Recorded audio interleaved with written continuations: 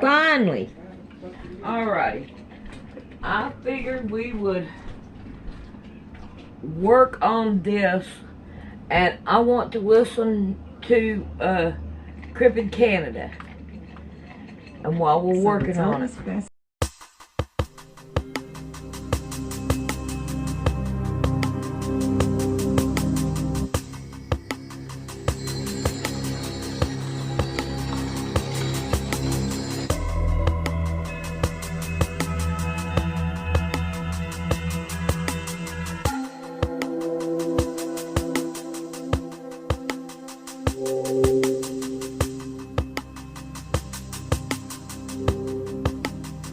To subscribe.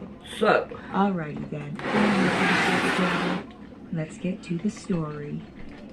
Oh boy, this one really got me emotional. Dear Cryptids Canada, my name is Katie. My husband Luke and I were married in June of 2000. We wanted to spend our honeymoon somewhere peaceful, far away from people, traffic, and ringing phones. Luke had grown up hiking and had a favorite ridge in the Monashee Mountains of British Columbia. He said it was remote, wild, and beautiful. Just us and the stars and the quiet, which was exactly what we needed, because Luke's ex-girlfriend was doing everything to ruin our engagement. Somehow she would end up at different places that we had planned for us. She even showed up at a restaurant the night that Luke proposed to me. She stood there, standing behind him, sneering at me the whole time. It was always so much drama. Believe me, we tried to call the police, but you couldn't have somebody arrested for just showing up somewhere at the same time as you. But I have to be honest, it was getting to be quite unnerving for me. When we moved in together, she amped up her attacks. Well, attacks isn't the correct word, I believe.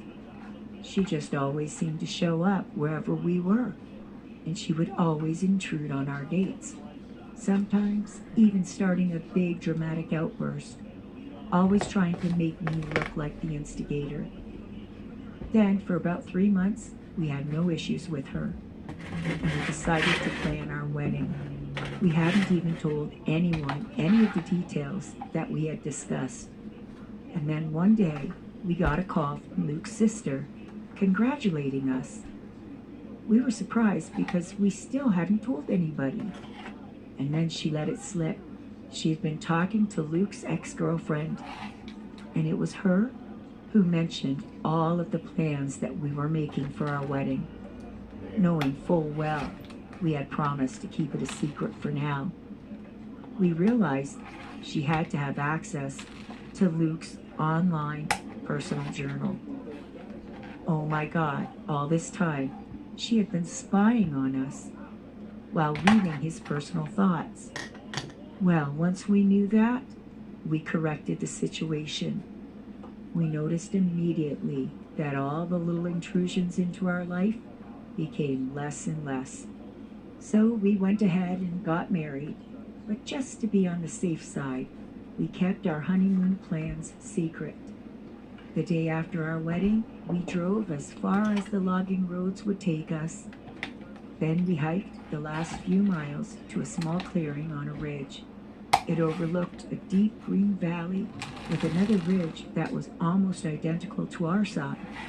The view was breathtaking, endless forests in every direction, and the silence so complete it almost hummed.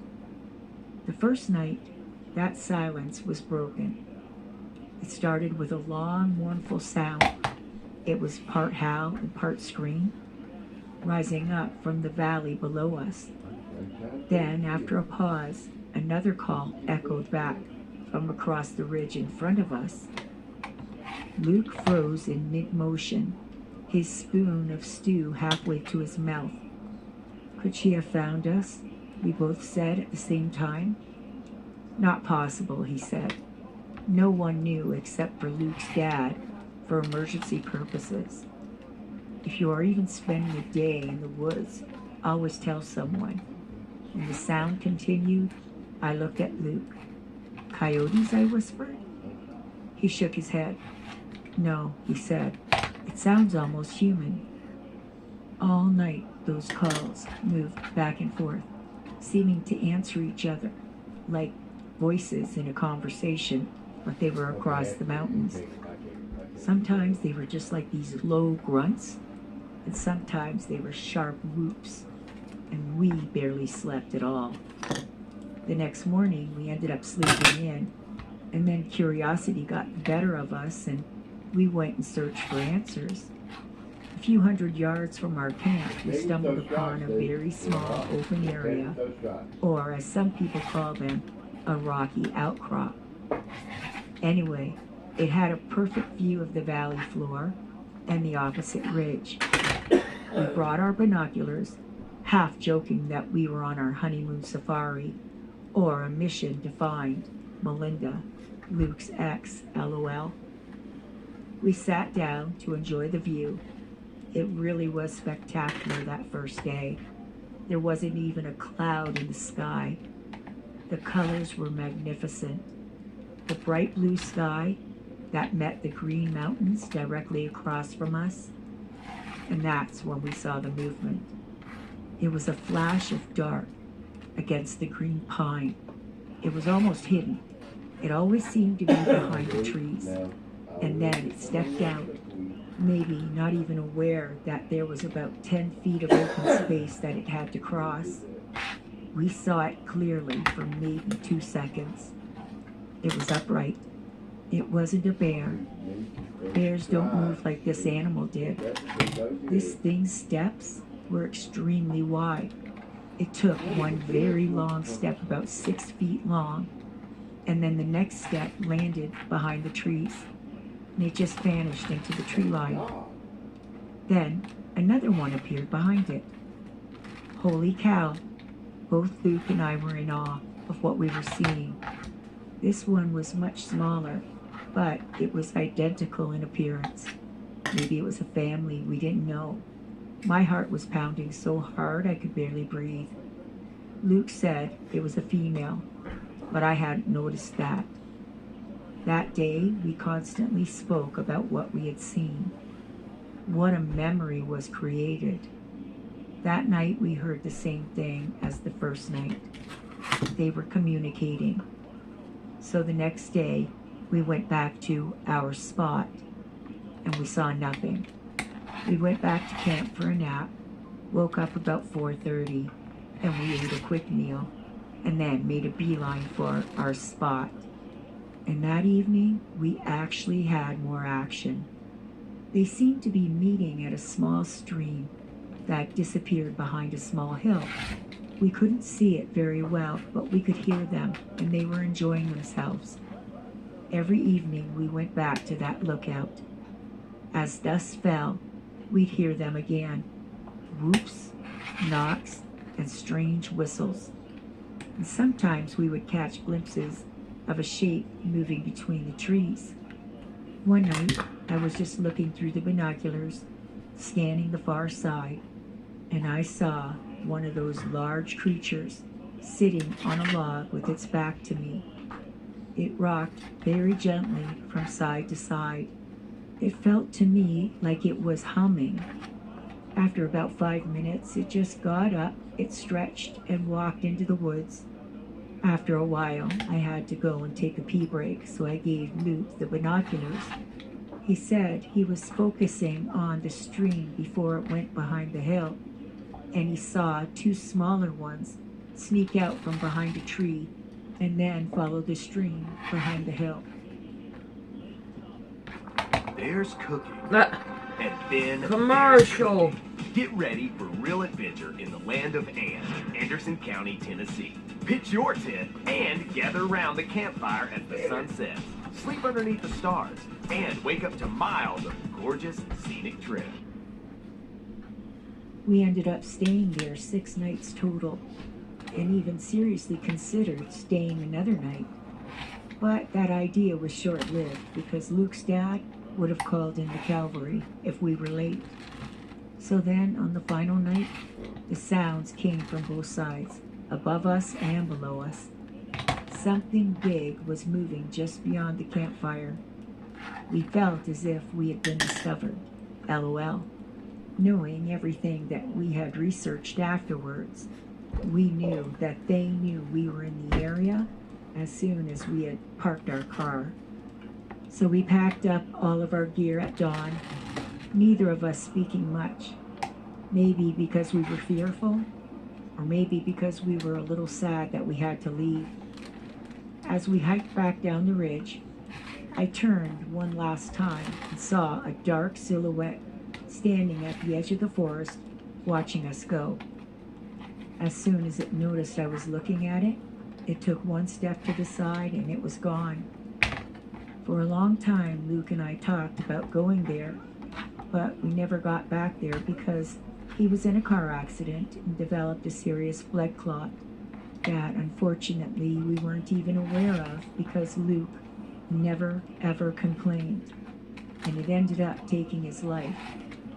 Men have got to start taking better care of themselves and taking care of their symptoms first and foremost.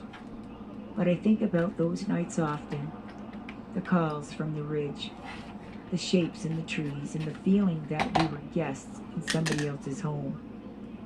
I think of how happy we were and how in love we were. They never meant us any harm. We didn't believe that anyways. I've thought about going back, but I couldn't do it alone. And I just didn't feel right to bring somebody else with me. It just wouldn't feel right. But there is one thing that I want to mention. I have heard many other stories that sound as if they're describing the same exact spot where we had our encounters. And I feel thankful that they ended peacefully as well. I really do pray that nobody spoils that special relationship that humans have, especially in that one area with that clan. Sincerely, Katie H., Revelstoke, BC. Wow, what a good story. I just want to mention that I really don't think it's a good idea to share your location with other people, even if it's just to verify that it's the same location. The problem is, somebody you hardly know now knows where there is an active clan of Sasquatch, and that could be so detrimental in the wrong hands. Anyways, guys, I hope you enjoyed this story as much as I did. I hope you all Alrighty, have an I'm amazing gonna go day, find another one. and we'll see you back here in a It was a very easy job. Alright, here we go with Cryptid Canada again.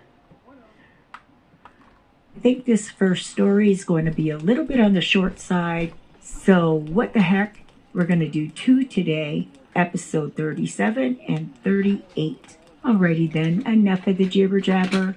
Welcome to Blast from the Past, episode 37. Dear Cryptids Canada, I have carried along my story in secret for more than 40 years now. I was listening when you read Belinda's story. It brought back many good and bad feelings about my encounter as well.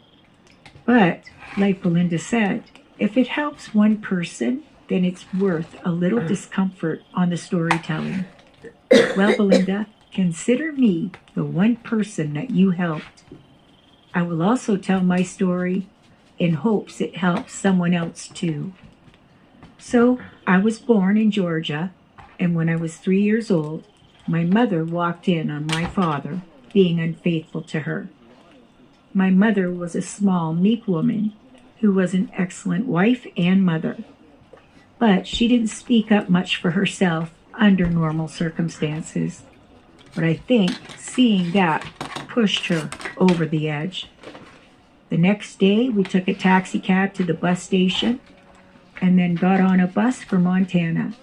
That's where my mother was born, and that's where my grandparents still have a farm. I loved my grandma and Papa. Papa let me follow him everywhere and took me to town to have coffee with his friends when we were supposed to be picking up chicken and pig feed. My mom was heartbroken at first, but started feeling better when she started going out to visit old friends from high school. Eventually, she started dating an old friend from school. His name was Don, and he had his own farm. When she took me over to meet him, he started trying to butter me up by giving me my own horse, which I was way too small to ride. The farm was really big, and there was lots of hands that worked there. Don had a house renovated for my mom and put a nice big swing set in for me. My mother married Don, and it was okay. I don't think Don liked me much because whenever I asked him to do stuff with me, he would always get one of the farm hands to take me. One hand, who genuinely liked me, was Big Nick. Big Nick would take me fishing at the creek at the back of the property. We would also go for walks in the woods, and he taught me how to recognize animal signs. But after a year, he died of a heart attack. I was heartbroken because Nick treated me like the son he never had, and he would tell me as much. No matter where you farm, the Commercial. Cal brand has a product to fit your field.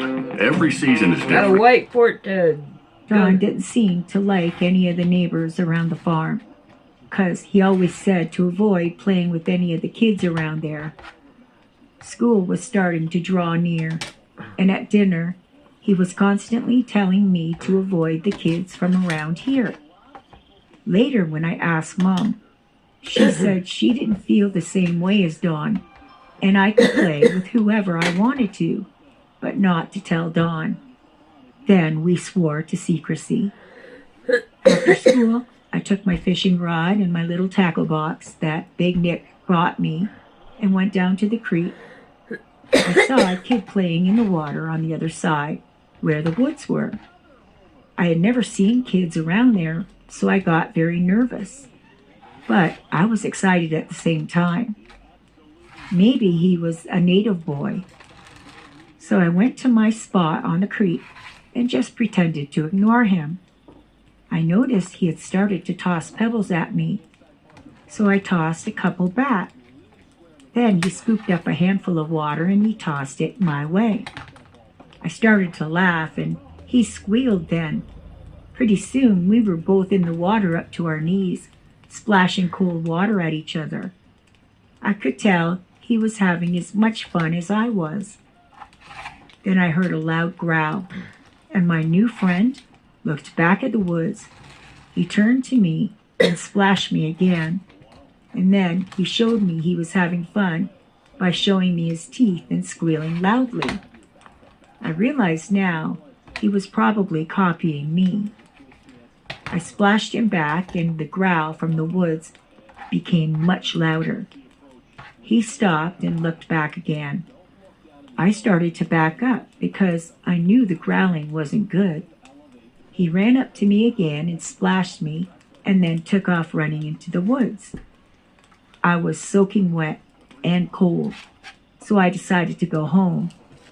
I realized my new friend didn't have any clothes on. He had tons of hair, but I didn't care because we sure did have a lot of fun. I went back there for the next few days, and he wasn't there. I started to feel sad. Finally, I went to just go fishing again, and he was there, sitting in a few inches of water, playing with a stick. I ran into the water, and he looked up, and he did this awkward smile. We started jumping up and down while holding each other's arms. We heard a scream from the woods that sounded like a hawk flying overhead. He let go and lowered his head. I thought he looked sad, and then he scooped up water and he dumped it on my head. Then we taught each other our names, standing right there in the creek. I touched my cheek and I said, "Benny," over and over, and he tried to say it. And finally he said, "Bia," and then he said his name was Ieta, and I apologize if I'm not saying that right. When I said it, he jumped up and down. It was cold in the water, so we went to my side and sat on the side playing with rocks. I heard a noise, and I looked across the creek, and I saw what must have been Yetta's mother. She was hairy like him, and I could see her breasts. I was shocked that she was so tall, and she had no clothes on either.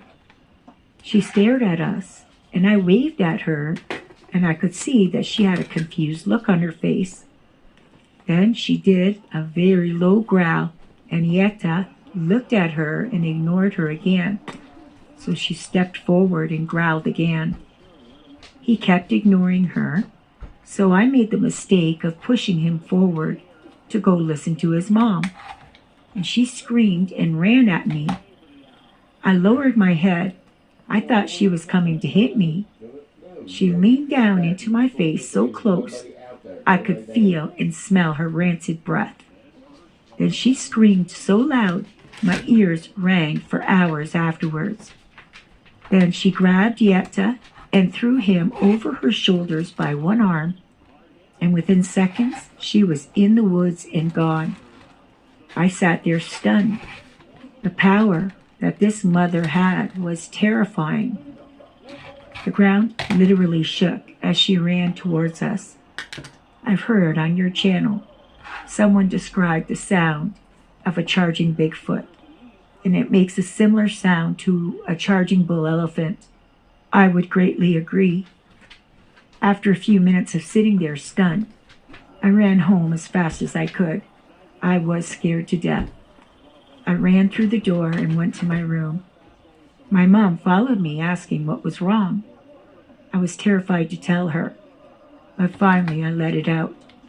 I told her what had happened with my new friend and how I thought his mom wanted to hit me.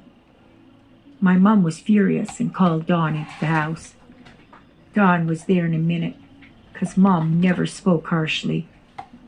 I could hear her telling him that my friend's mother almost hit her son, and she wanted to know who they were. Take 50% off Christmas Another decor one. right now at Hobby Lobby. Save on garlands and Who they Play were, that and louder, that ain't she it? was going to have a talk with her. Don came into my room and started questioning me. I was scared because I knew I would have to tell him that I had a friend from around here. When Don came into my room, I was surprised because he was very kind towards me. I cried and I said I'm sorry. I misbehaved, and I played with a kid that I wasn't supposed to. He looked confused. He asked me to describe this kid and his mother. Later, he clarified that one of the neighbors had some boys that were a pretty wild bunch, and he didn't want me getting caught up with them. He looked terrified. He pulled my mom out of the room, and she actually started to cry. They came back in my room and told me that I could never go to the creek ever again by myself, that my friend had the ability to do great harm to me. Then Don left the house. A few minutes later, I saw him and 4 farmhands on horses with guns going towards the creek. Later, when he got back, I heard him tell Mom that they found the trail, and it definitely was a Bigfoot. They shot their guns into the air and hopefully scared her back into the woods. For years I thought about it and what happened, and then I realized when I became a teenager what my friend and his mother were. By then, I was definitely big enough to ride my horse, and I would go into the woods looking for signs. I never did find anything, but I kind of felt blessed that it wasn't killed that day. Now I understand why she reacted the way she did. She thought that I was hurting her son. Don told me that he was born and raised on that farm, and when he was a boy, they had some trouble with a bunch of Bigfoot stealing chickens and whatnot. So a couple of the guys saddled up and went after them. He said they never had problems again, and that was why he never thought to mention it to me. So that's my Bigfoot story. You can use my name. I am no longer in that state.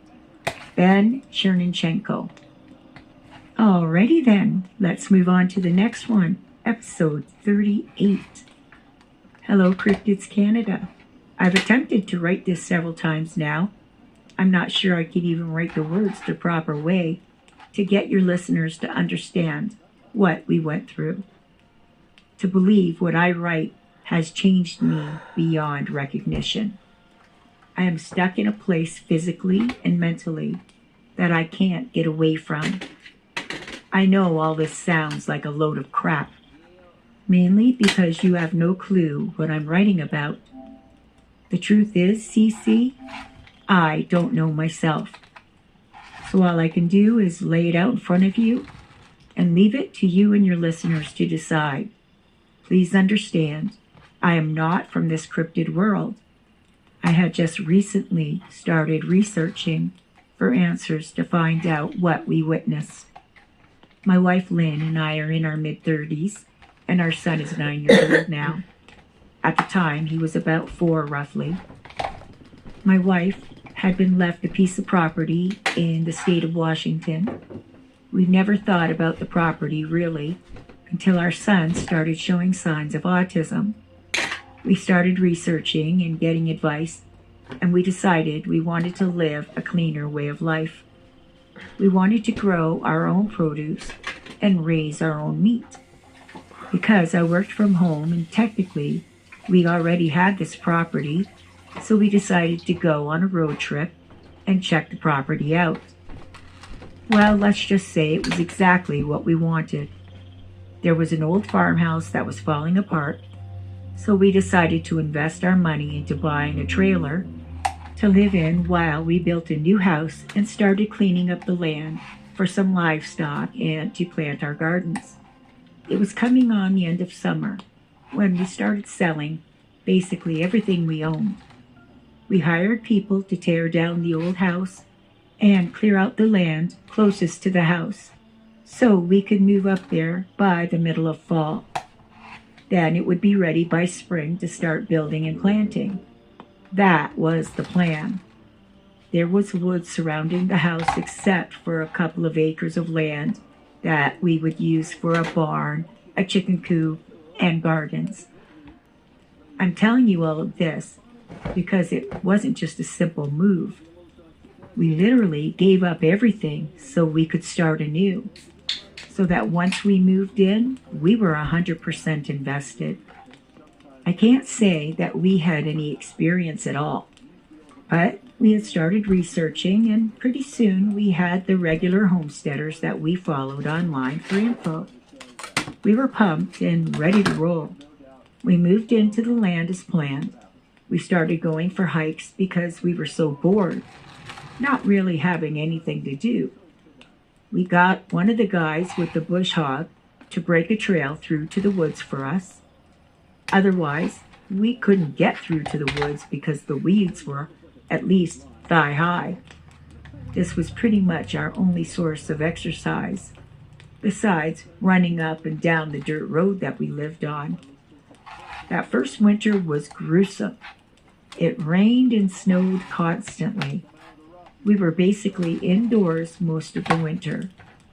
We eventually got an ATV and a couple of broken down snow machines to tour around on. The next March, I built a small greenhouse to start our seeds and a chicken coop. We started getting excited about our days. The first odd thing that we can remember was noticing something didn't look right about the small greenhouse. So I went out and I was shocked that the door was ripped off and the seed trays were knocked upside down onto the ground. Lynn was convinced it had to be the wind. I didn't think so, but what else could it have been? By July, we were in full swing. The garden was gorgeous and the house was nearly done. And we took hikes into the woods as a family. It was in July when we were in the woods coming up on evening. Our son loved to skip rocks in the big creek we came across. Just across the creek, maybe 25 feet down, we saw a bush start to shake. Lynn pointed it out to me and asked what it was. I looked at it and I whispered that I didn't know. So I said, let's just go home. That was giving me the creeps. We had just started up the trail when we heard what sounded like 2 dogs in a vicious fight. There was an aggressive snarling and growling. You could tell it was 2 or more involved. I had no weapons, so I picked up my son and started walking quickly. Then the sound stopped as fast as it started. Then the feeling of being watched hit us. Lynn said, let's just run. I'm freaking out. I literally had to hold her back. I told her, if you run, it'll chase you down. We could just see the clearing about 50 feet ahead of us, and that's when we heard the growling on the right beside us. We stepped up our pace, and then it started coming from the left. Lynn started to cry. I grabbed her hand and I said, get a hold of yourself. You are showing weakness. But honestly, I wasn't doing much better than her. We finally made it to the open field. We were not far from the trailer, maybe 20 feet. I looked behind us and I swore I saw something big, and I mean big, standing in the opening of the woods. If I were to guess, I would say it was about 9 feet tall. I refused to tell Lynn what I had saw. But now, knowing what I know and what I've learned, I know what I saw was a dog man staring back at us. The next day, I was working at my desk in the office when Lynn was out playing with our son. The construction guys were in the house, and we were about a week away from moving in. My cell phone started ringing, and I saw it was the contractor, which was odd because he could just normally walk over. I picked up the phone, and it was my wife, Lynn. She was obviously scared. She said they heard a wolf howling from somewhere in the woods, and when she looked in the direction, she said she saw a giant wolf running from the fields towards the woods. I ran to the window to look out. There was nothing there now. She asked me to get a weapon and come and get them from the house. When I went to the house, the contractor, another guy, and my wife and kid were all standing at the back door talking and looking towards the woods. That's the first time we heard the phrase "dog man" from one of the crew. He said one night, about a month or so earlier, he'd heard something out the back. He said we weren't home that night, and he was by himself. He said he looked out the back door and he saw one standing at the weeds between the house and the woods. He said it was standing on 2 legs, and he could see from the waist up. He felt that it was staring right back at him. Then, very calmly, it snuck down onto all 4s and walked into the woods. He said he shut off all the lights and locked up and left. Then he lifted his leg and put his foot up onto an upside-down bucket, pulled up his pant leg, and showed us a Magnum in a leg holster. He said he's also carrying an S&W 500 in his truck. He said he never carried one until he saw that thing staring at him. He also said he leaves work and heads straight to the range and practices shooting because he was that afraid. Then he added, "Sir, don't ever think my firepower would put this thing down." I looked at him and said, "That's unfortunate because I believe there were 2 of them." Then one guy, a jerk from the next room, piped up saying, "You're all nuts and need to get your heads examined." I looked over at him and said, "Hey, have a little respect. I pay your wage." He just shook his head and laughed. That was 3 years ago. We moved into our new home, and we always carried whenever we went outside. We bought 2 very big guard dogs to alert us if there was anything around. We never mentioned this to anyone else because we knew we would get laughed at, and we very rarely spoke to anyone anymore. Until last week, when I had been out of town for a meeting, and when I arrived back home at about 10:30, I was walking up to the side door when I heard a wolf howl. I got inside and I immediately started to panic. My wife mentioned the dogs were acting weird all day, so she just brought them in. So even the dogs were on high alert. Now I'm left with whether I should tell my wife or not. Maybe it's one of those things. Maybe it isn't one of those things. Maybe it's just a wolf. Maybe it's time we up and sell. But that would mean having to tell my wife too. As I said, I'm stuck in a spot. What the hell are these things? Where did they come from? Thank you for letting me tell my story. I'm hoping it'll give me some more perspective. No name, thank you. Wow, now that is one story. I want to know what y'all think about that. And I can continue on to do other videos like I did before. Now, I used to do this before, and I really liked it. I did. Alright, so I'm gonna go ahead. Ooh, I'm almost done with this box. Look at that. See? I can put my brain to thinking and doing what I'm doing while I'm listening. I like it.